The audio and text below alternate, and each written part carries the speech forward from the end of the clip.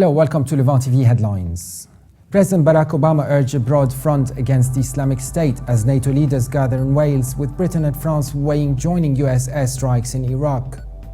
In Washington, US Secretary of State John Kerry met for over 2 hours with Palestinian negotiators for constructive talks on future relations with Israel. And under pressure from the Islamic State, Al-Qaeda now opened its South Asia front in Myanmar, Bangladesh and India. The front is known as Wage Jihad, and it seeks to invigorate its waning Islamist extremist movement.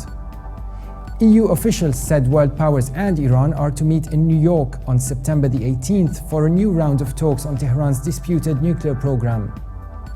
In Qatar, 2 Britons were detained in the capital Doha, and Britain said it was investigating after the researchers were probing the working conditions of migrants building infrastructure for the 2022 Football World Cup. And now let's take a look at the top headlines in today's newspapers in the Middle East.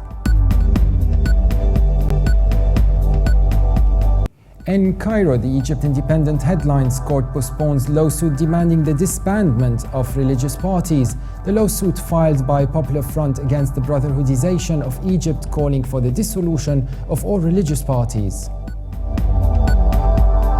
From Beirut, the Daily Star headlines, kidnapped Lebanese troops' families lose patience with state inaction.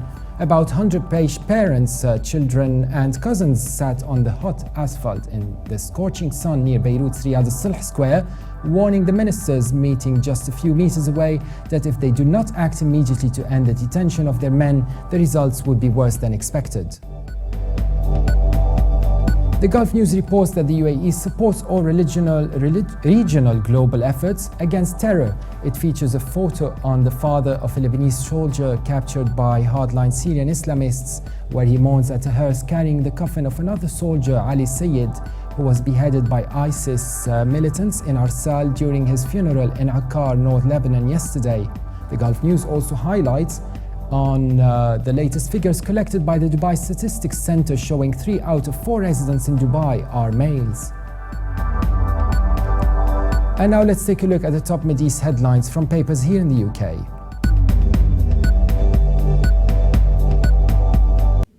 The Guardian's Middle East section headlines Britain to arm Kurds fighting ISIS in northern Iraq, what may be a larger NATO-led package to train the Kurdish fighters and provide advice on command and control.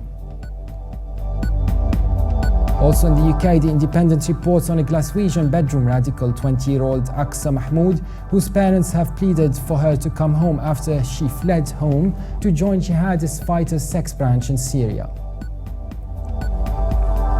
And now let's take a look at the top Middle East headlines in international papers.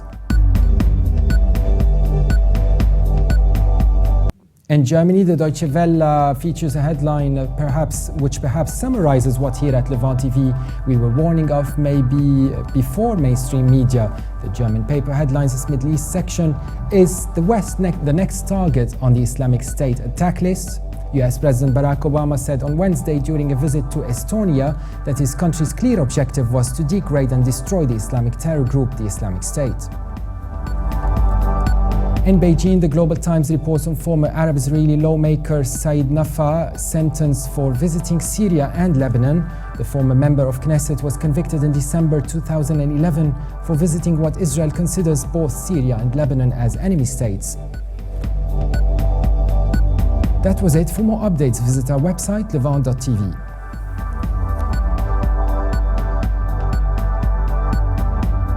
Thanks for watching. Join us again tomorrow, and bye for now.